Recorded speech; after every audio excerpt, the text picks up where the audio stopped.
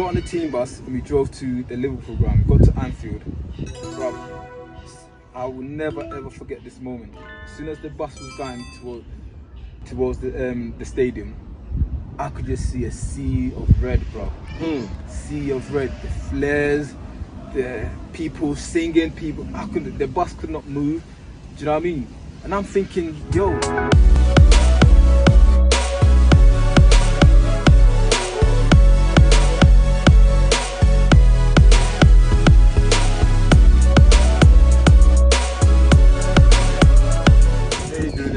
Right here, you know what I mean? Just chilling in a nice little spot, nice surround. You can see the surroundings setting up already. Yeah, as you see on my shirt, Liverpool won the league. Thank you. But you know, we're waiting for this boy. Don't know where he is. You know, Derek Asamoah. You know who he is. You know, the Ghanaian international, scored goals past this team. Don't know how he done it. Where the hell is this boy, man? Like, he's taking time. Like, you know what I mean? I don't know where he's gone. Like, where's Derek, man? Wherever you are, Derek, hurry up, man, and come, bro, because you know what I mean, because we got work to do. I don't know what's going on. Oh, snap. Bro, where you been, fam? Sorry, man. Sorry. Wearing all blue. Look, what is it? What is it? Bloods and Crips? Chelsea, innit? Nah. Chelsea, yeah? Nah, boo! No, thank back down now. Thank you, Chelsea, for... How you doing, man? I'm blessed, man. Thank you, Chelsea, for beating... Who did they beat for us to get to the championship? I forgot now. Yeah, Man City. Yeah, thank you, Chelsea. Yeah, I have to rate you. Thank you. You've done us a good job. You get me? Right now, apologies. No, it's cool. Apologies accepted, man. Thank you. Derek, 3 seasons ago, played against Liverpool in a cup game. You drawed against QPR. You not beat them, right? Yeah, we beat them. What was the atmosphere like? What was the atmosphere like? You know, QPR and the whole scenery, because the momentum must have been high. Yeah, to be honest, we went into the cup game. We went to the QPR game not expecting to. Obviously, you're going to each game expecting to win, but we didn't really expect to get nothing out of it, because it's just one of these games. QPR is a big club. We was a bit disappointed to be drawn against them, because if we go out to QPR, it's not a good look. We'd rather go out to someone like Arsenal or go out to someone like Manchester United, and it was just one of those draws that you felt a bit flat about. So it's another game. Was up for it. It's a big game. There's a chance to go into the next club and next stage of the cup. But there was this sense of we could have had a better team. We could have been drawn against a better team and something like that. But we went out there and we done an amazing job. We done an unbelievable job. The team, as soon as the game started, the team was on it. Yeah, you wouldn't believe that there was like 2 leagues between us. They were in the Championship and we were in League 2. So they were always expected to beat us, but we played them off the field, absolutely destroyed them, battered them. I managed to score the first goal, and I managed to assist the final goal as well. So I had an absolutely brilliant game, and yeah, it was a beautiful game. It was a beautiful day, and it was the anticipation, the joy in the change room, like being able to beat QPR, like kind of worthy opponent, but we want a team bigger. But we're celebrating because now there's a chance that possibly we might be getting a bigger team in the next draw. Okay, you beat QPR, Carlisle, done an amazing job. When the next phase was coming, what was your initial reaction of like who you would want Carlisle to play, or who you would like to play against in the next round? To be honest, as soon as the game finished, my mind automatically went to the draw. I was thinking there was 2 teams that I wanted to play against. One was Tottenham, because I live in Tottenham, and it was just around the corner from us. And basically, I could get the whole of Tottenham will come out and fill the stadium. Do you know what I mean? They'll never see that many black people in the Tottenham stadium before. Literally, the whole of Tottenham will come. And there was another team, the team I support, Liverpool. They were the two teams that I was hoping for. I kind of was siding with Liverpool more because I've always wanted to play against Liverpool because they're a massive team, one of the most successful teams in England, and I support them as well. So I was really, really excited, but I was nervous as well because I didn't know what team was going to be. It could be Liverpool or it could be Coventry. I didn't know what was going to happen, so I was really, really nervous going back onto the team bus because I think that's when it got announced on the way back, so I was very, very nervous on the team bus. So on the team bus, well, like you was nervous, but you was ecstatic and joyful, I presume. Yeah, definitely. I was very happy, and when the live draw came on the TV on the bus, I was just thinking, come on. So all the teams started getting announced. All the teams started, and I think it was one of the last teams to get drawn out. And there was still Liverpool and some other big teams left. So I was like, come on, is this it? Can this be possible? Is this it? So then Liverpool comes up. And I'm like, woo! That means whoever plays them is playing them at Anfield. So I'm like thinking, I just want to see a C. I just want to see Carlisle, please. Yeah.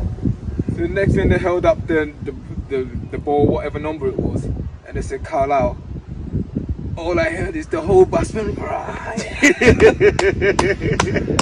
so Liverpool Anfield, I was like, oh, that is mad. That's crazy. Do you know what I mean? So everyone was, I was ecstatic. I thought, this is it, Derek. This is it. Big time. You know, big time. This is what I want to always test myself against the best players in the world. And I always want to test myself against the best teams in the world. I always want to be put in a situation where I get tested. So this will be a massive test for me because Liverpool's, like I said again, they've won the Champions League, one of the greatest teams ever in the world of football. It's a huge club, and I'm going to get the honour of playing at Anfield, providing I got picked for the team. So that's another challenge I had to get over. Like, you had to work. Like, there must have been at least, there was going to be at least four weeks or something before the game. There's still 2 or 3 games before the Liverpool game. So yeah, I was just happy that it was Liverpool, and whatever happens, either I'm going to be playing in it, or I'm going to be part of it, I'm going to be watching it, I'm going to be at Anfield, I'm going to be part of the team that played against Liverpool. So when you got picked, you know, when you heard your name got picked by the gaffer, that you was playing. Because did you start? When the gaffer named the team sheet, what it was that we had a game before the Liverpool game, and I wasn't selected for that game. I was in the stands, and the gaffer had already spoken to me a week before that, a couple of days before that, I was going to start the game against Liverpool.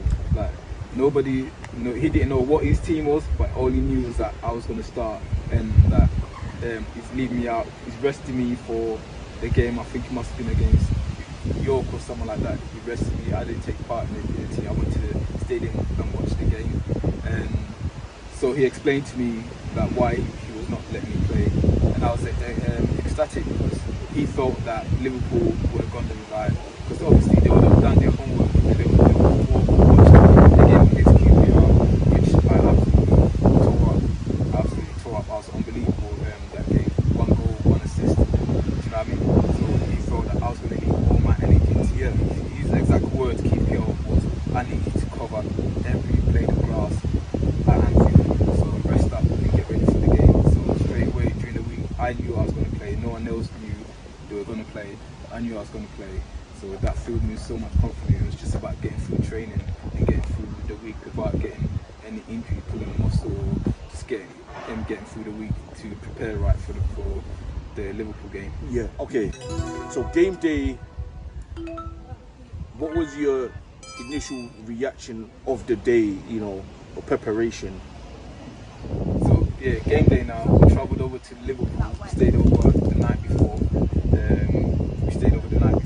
In the hotel. The whole team stayed together.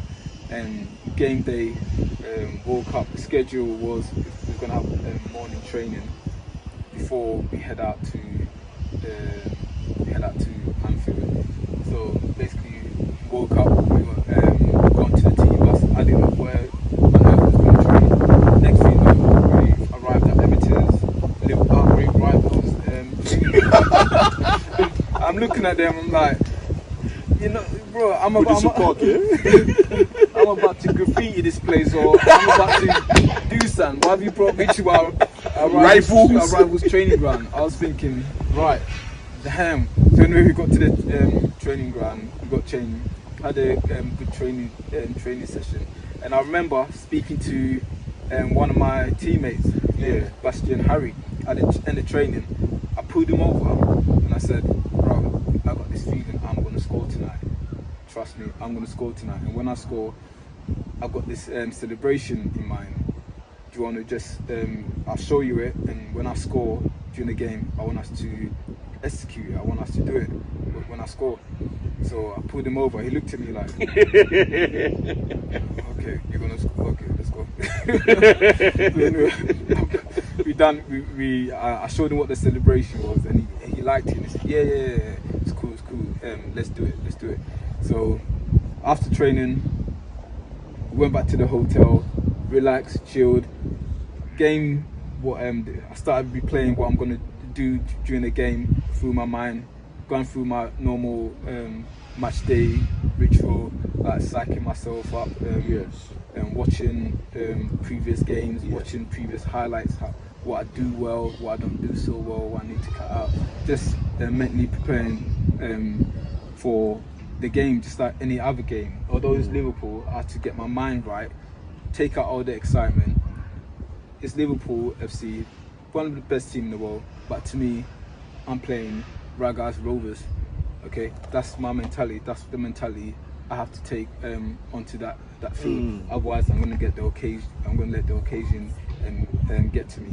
So I done my match preparation, and I got myself psyched up, and I was ready. And it was just sitting around, just waiting for the team bus to come and collect us to take us to Anfield. So that day of Anfield, the team bus picked you up. What was you? How was you feeling? I was, to be honest, I said not to let the excitement get to me, but I'm one of these players that I can switch on and off. So very quickly. So we got on the team bus and we drove to the Liverpool ground. We got to Anfield, and bruv, I will never ever forget this moment. As soon as the bus was going towards the stadium, I could just see a sea of red, bro. Sea of red, the flares, the people singing, the bus could not move. Do you know what I mean? And I'm thinking, yo, I thought it would be like quiet because there's only us, there's only like Carlisle United. Do you know what I mean? But these fans are so passionate about the club, even if they were playing team from 80th division, I'm sure they will come out in full support. I could not believe the amount of people that was there. The flares, the red flares, the flags, the kids singing. Do you know what I mean? I looked out the window and I could see the fans like shouting abuse, or I don't know if they were shouting, but they were shouting something. I'm like, yo, right. Getting you intimidated. Yeah, intimidating us. I felt intimidated. Do you know what I mean? Do you know when they talk about English clubs going to Europe, they intimidate? Yes. I think that's what teams feel when they go to Anfield. They feel intimidated because the fans played their part. People say about the 13th man being the fan. Yes. Bro, these guys played their part. And that's why Anfield is such a hard place to go to play, because they make you feel like you're in a war zone. Okay? And when we was getting off the bus, the stadium, I was expecting, the stadium is empty, there's no one there, but outside is full of people. So getting off the bus, there was just people everywhere, and shouting stuff, and you just walk through them. And it was just a moment that I'll never forget.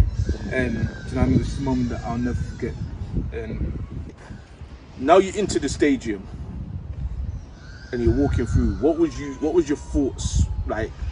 What was you thinking walking in the corridors as soon as like we walked through a tunnel or something, as soon as it's like walking through a dark tunnel. It wasn't like that, but that's how I can imagine it right now. It's like walking through the dark tunnel, and at the end of the tunnel, all you see is red.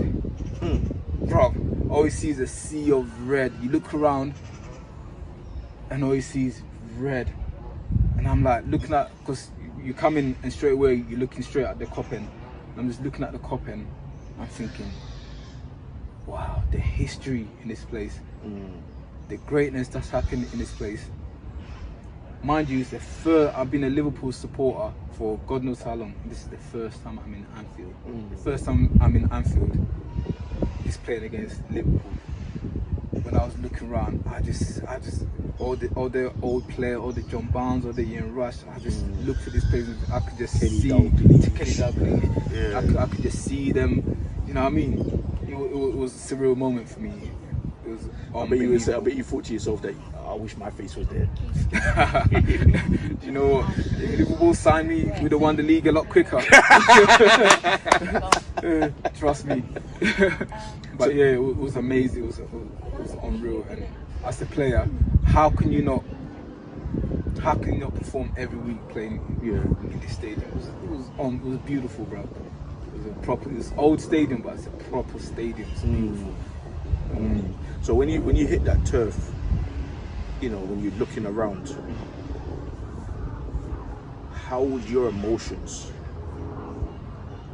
I was bare emotional. I was emotional because at the end of the day, I always looked at myself. That's why maybe I couldn't settle at any club, because I always thought to myself that this is the place that I deserve to be playing. This is the stage I deserve to be on. I deserve to be playing in the Premier League. A lot of people say, "Oh, you changed," but I just was not settled, and maybe I went about things the wrong way by moving too quick or not. But I just felt that this is the stage where I should be, and this is the stadiums I should be performing in, week out. So I was so emotional, and I was just going back through my career and thinking, could I have done anything better? Could I have done anything more that would have helped me? Even though I did play at the highest level in 4 different countries, but I never played at the highest level in England where I wanted to. I was thinking to myself, could I have done stuff? Look at this place. Could I have done something a bit more to get me to this place, to get me to this stage? Do you know what I mean? So it was just those different emotions going through my head, and to be honest, the game hadn't crossed my mind yet, because I was just swallowed up with so much emotion and everything that's going around in my head. So I want to ask you a question, if it's true or not, about the changing rooms. Is there a big myth about the changing rooms? How when the away fans come into the changing room, the away team, though. Yeah, the away team come in to the changing room for the home team. The changing rooms are more tighter and more smaller than the big team. Like for example, you play the many clubs and you play the home games, and the home game changing rooms must be big. And is there like a psychological myth between that? Because I've always heard that there's psychological myths on the changing rooms, what can affect you. You're 100% right, bro. Listen, this is one of the richest clubs in the world, Liverpool. You're one of the richest clubs in the world, Liverpool. And when I walked into the changing room, and I saw, with the beautiful stadium, I walked into the away changing room, and I'm looking at it, and I'm thinking, Liverpool, what? I was like, what the hell is this? I'm seeing like, I'm expected to see leather seats, leather chairs everywhere, and like TV screens, and space for days. Do you know what I mean? The toilet looking better than like the King's Cross station toilet. You know what I mean? I'm looking out and I'm like, this team is unreal. Is this what Manchester United and Man City and all the after changed in? I was not. I was alright, because it looked a lot better than a lot of the changing rooms that. Yeah. As a Carlisle player, I was playing other teams in the same league, what I was used to. But to be honest, I was really disappointed. Liverpool. But I know why you do it. I know why you do it because, like I said, it might be a psychological game, but I feel that, come on, fix it up. Everyone deserves to play on the same level. Yeah, same level. See, so it is a psychological thing. It's definitely. To be honest, each their own. But if I'm like, what do you call it? If I own a football club or if I belong to a football club, if teams like Real Madrid and other teams are coming to my stadium, I want to be hospitality. I want it to be nice. I want them to come to the changing room, and it might not be as fancy but I want it to be similar to, do you know what I mean? So that they can, when they go back, they can say that it was treated fairly. I'm sure they get treated amazingly, but the changing rooms were nice and comfortable. But I think I might have some clips of it somewhere. I'll try and upload it on here, but it was dead. You're in the changing rooms, you got changed to go out for the warm-up. When you went out for the warm-up, how was the reaction, of like, was there crowd, was there audience there, like saying Derek Asamoah or cheering for you, because we all been to football stadiums. I've been there and I've seen when the away team come and it's like boo, and the home team come and it's like but the away team fans are still cheering for their players. What was going through your mind step by step when you was doing the warm-ups?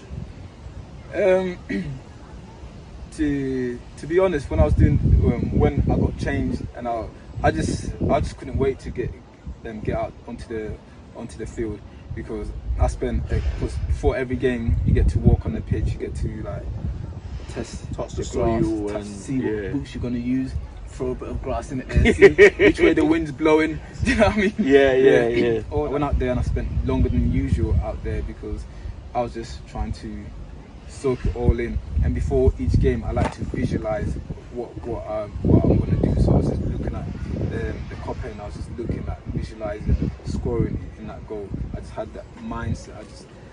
I couldn't stop looking at the copper and goal, and I was just in the zone. And somebody had to tap me. It's time to go and get changed. You know what I mean? So I had my headphones in, and I was just zoned out in my zone, visualizing.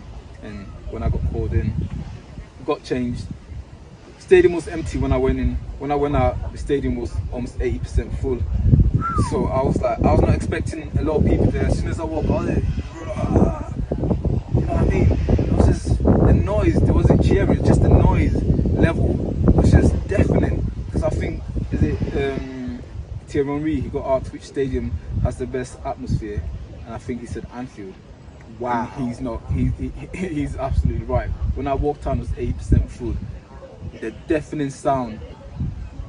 One side going woo. Now our side, I think we must have taken at least 6,000-7,000 fans.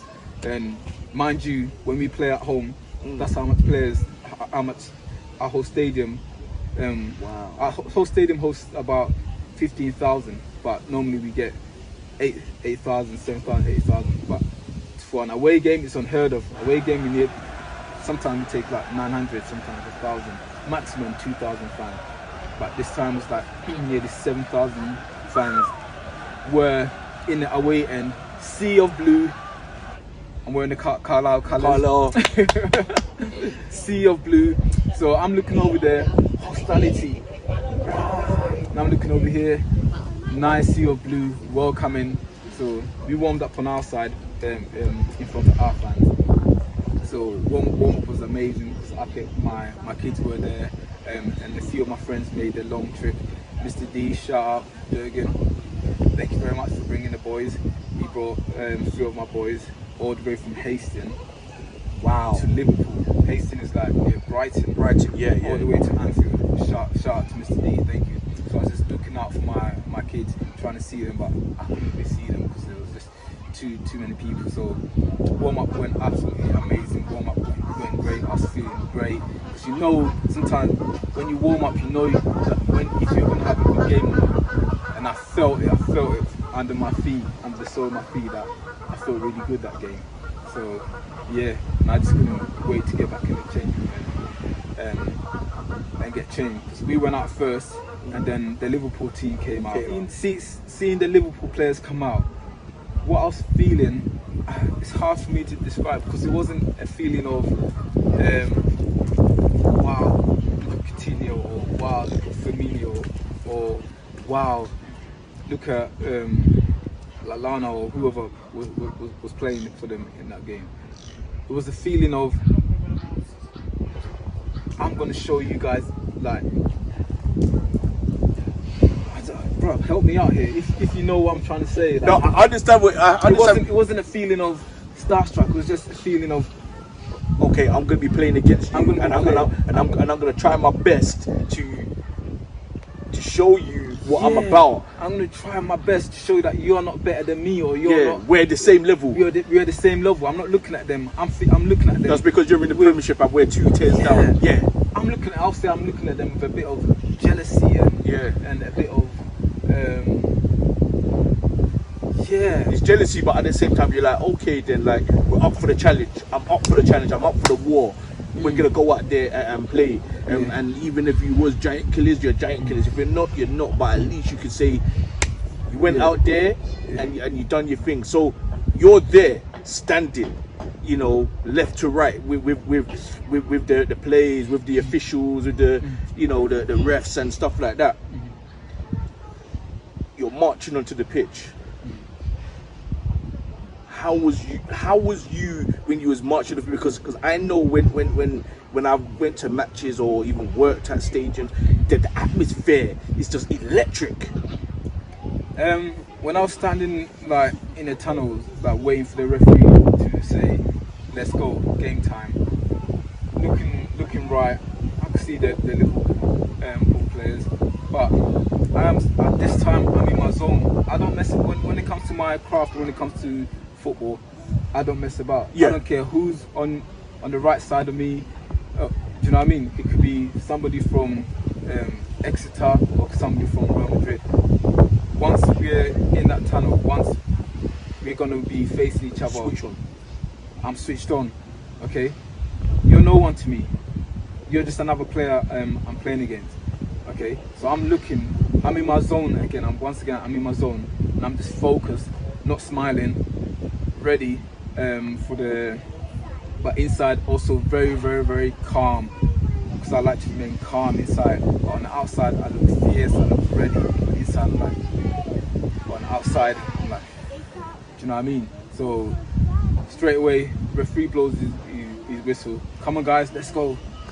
So I clap, cheering my teammates on. I must have shouted that loud, that, come on boys, this is our night.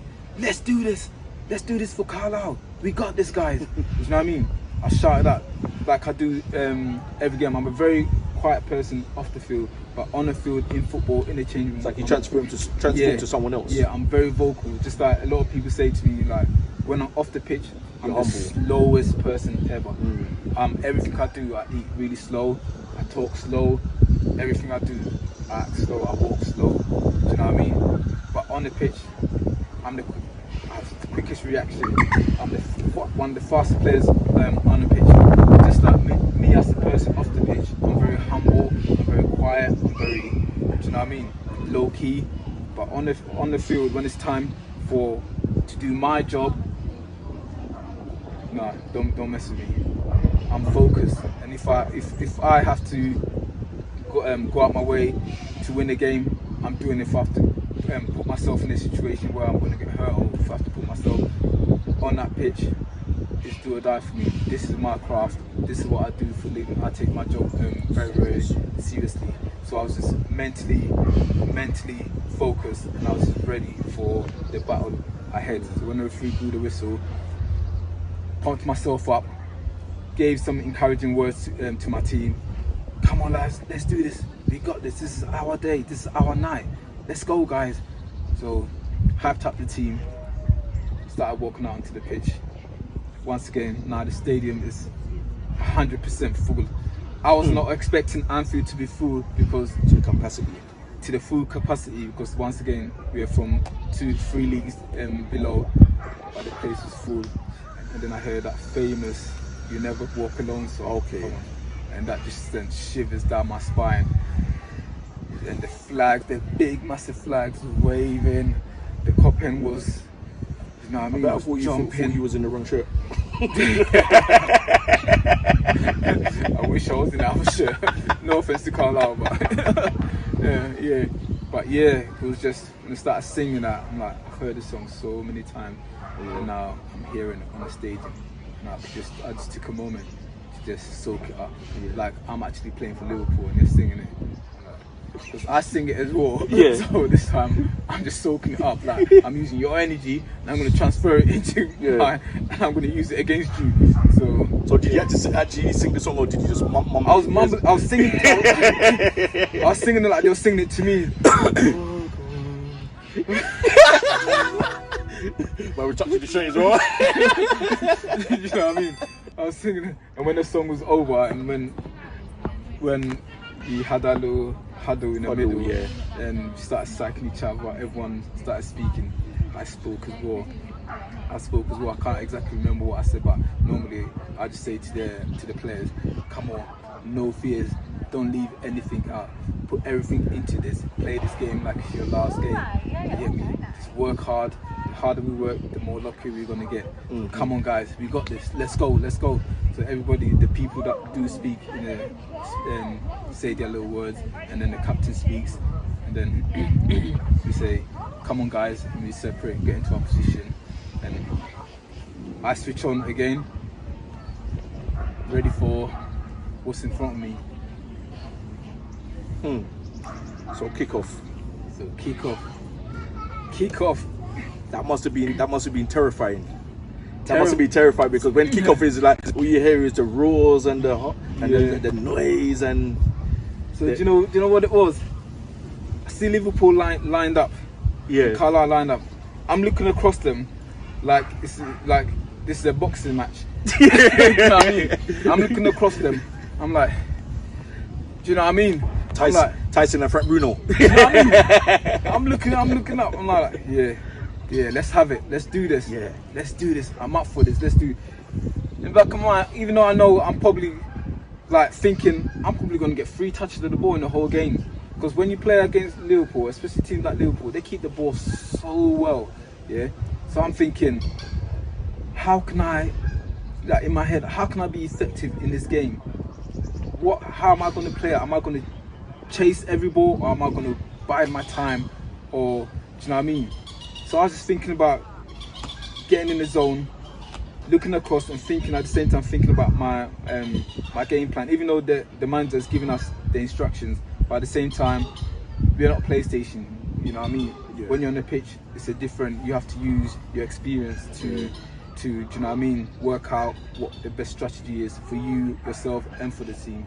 So that's what I was feeling until the referee was about to blow his whistle. That's a good thing you said, this ain't PlayStation, no Football Manager or FIFA. Yeah, do you know this what is I mean? real life. Yeah, because some managers like to think they're playing FIFA. They like to if he tells you to move left, you have to move left. If he tells you to stay, you have to stay here. And don't give you no freedom. It's like they got control, and like you got to play. Yo, I told you. No. I can't work with managers like that. Yes, give us an instruction, give us guidelines, but don't dictate what to do. We are professional players. We get paid to do this job, and you have to trust your players to know what to do within those guidelines you're giving them. And to be fair, our manager was kind of like that. He gave us a bit of freedom to use your own experience, which is absolutely brilliant.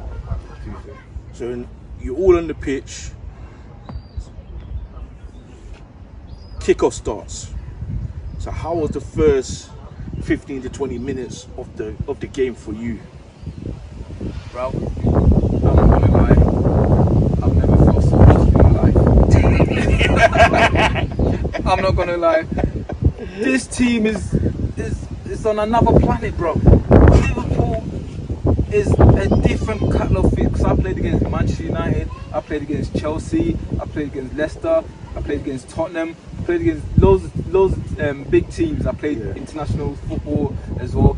But Liverpool is a different kettle of fish. This team knows how to move the football. Bro, the speed in which this team moved and the accuracy of the passes. Within 15 minutes, they've had like 10, 15 shots on our goal. Jeez. And that's so must be about 100 passes. Bro, that's not even. And we, like, literally, the start of the game, we couldn't get a touch of the ball. The first 10, 15 minutes, we couldn't get a touch of the ball. It was the pace of the game, the pace of their passing, their movement. I was just like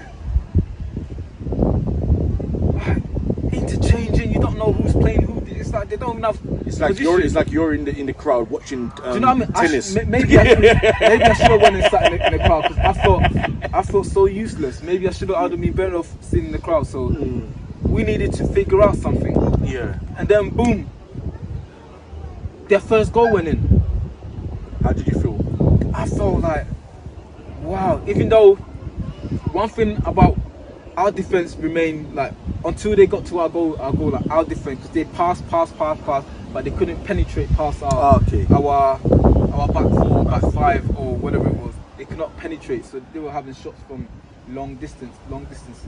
Okay, so even though we couldn't get near the ball, we felt confident enough, we felt like solid enough that they are struggling to get the ball through us. You know what I mean? So when they did get the ball in the box, it was a cross from the left side, and it was a header from, I think, Danny Ince, and they scored the first goal. I was like, no. This is going to open the floodgates. So this is going to be damage limitation job. So I was thinking, we've held up for so long, and they've gone and scored a goal. What are we going to do? And to be fair, our response was unbelievable. Like, we started getting into the game. We started putting 3, 4, 5, 6, 7 passes together. Because one thing people have to know, that's why I always like to try and pass on knowledge to these kids. One thing I like to tell people is, the higher up you go, the easier football is. It's strange, and people think that, how can you say that? Trust me, I've experienced it. I've experienced playing down the leagues, and I've experienced playing up the league. Okay, the higher up you go, the easier football is to play. Because Carlisle United, if we play against Wickham, or we play against Exeter, or we play against Mansfield or some other team, we barely put 2-3 passes together. It's 2-3 passes, then it goes long. Okay. But against Liverpool, we were passing like Real Madrid. Do you know what I mean? Because Liverpool, when you play in the lower leagues, the pace is so fast. It's so unorganized. It's like everyone just runs everywhere. So there's no space. There's structure, but it's not that structured. If you know what I mean. Everyone's just running everywhere, and the ball goes from back to front so quick. Do you know what I mean? But against Liverpool, they give you time on the ball.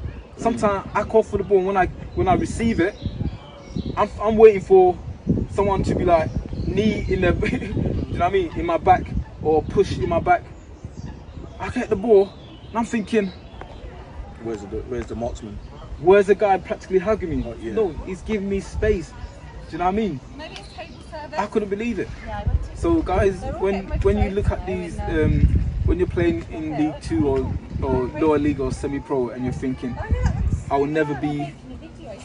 No, sorry, it's fine. We can look on the way back. We've got guests. Yeah, what was I saying? Yeah, so if you're playing in semi-pro, League 2 or whatever, and you have aspiration of making to the Premier League, don't think that it's the level, like you're not doing so well in semi-pro. There's no chance you can make it in the Premier League or even higher leagues, because you can. Because at the end of the day, if you've got any quality, enhance that quality, because when you get to the top level, you have players servicing you. Yeah. You have players around you playing to your strength. When I played for Carlisle or any other team in the lower division, I have balls 10 feet in the air. How's that playing to my strength? How am I going to excel in a league like this? And people are going to think I'm not good enough to play in totally. But believe me, if I was playing for Man City, I'll be scoring 20, 25, 30 goals a season easily, because you've got players like you got players like Sterling providing you ball, and you got players like Aguero, you got Kevin De Bruyne, you got David Silva. These guys will put the ball. You don't have to do anything. If you know how to shoot, and if you've got any ability on you, know your movement, you'll be able to succeed. So don't beat yourself up about you are at this level, you can never make it. Keep working hard, and one day you just never know. Don't let your dreams die because you are at a level and you think you can't get to the top. We've gone off top. I just want to pass on knowledge to people, youngsters that might be watching this, that might have aspirations. That's what we do. You know, we're the elders now, so we have to pass on that knowledge to them. Exactly. So never fear that you're not good enough. Yeah. So it's 1-0 now. The comeback. What was you like? What was you and your team thinking? How you would come back and gain a goal? To be honest, we hadn't really had any sight of goal until they scored, and after they scored, we kind of, I think it relaxed us a bit. Conceding the goal relaxed us a bit. It made us think that we got nothing to lose, kind of thing. Let's go for it. Let's open up. Let's give it everything we got. And let's see what happens at the end of the day. Because losing 1-0 and losing 10-0, it's a loss. It might be more embarrassing, but it's a loss. The worst thing you can go off the football field is not staying true to yourself and not giving it 100% because you're so afraid. So it kind of relaxed us. It made us play better. And we started opening up. Like I said, we started putting 2, 3, 4, 5, 6, 7, and even pressure on them. Start putting passes together, and even the build-up. Do you remember at the beginning of the video I told you about when I was at the training ground, the guy Bastian that I spoke to and said, when I score, not if I score, I said, when I score, we're going to do this celebration. He had the ball. He played an absolutely amazing game. I'm surprised he didn't get moved after that game. Do you know what I mean? Yeah. You know what I mean? So he got the ball from within our own half, received the ball on a half turn. He drove. That's what I don't understand about football. How can a player like that drive from his own area against one of the best defenses in the world, and no one took a look at him and say, if he's doing it with his team at this level, why? Do you know what I mean? He drove directly through the heart of the Liverpool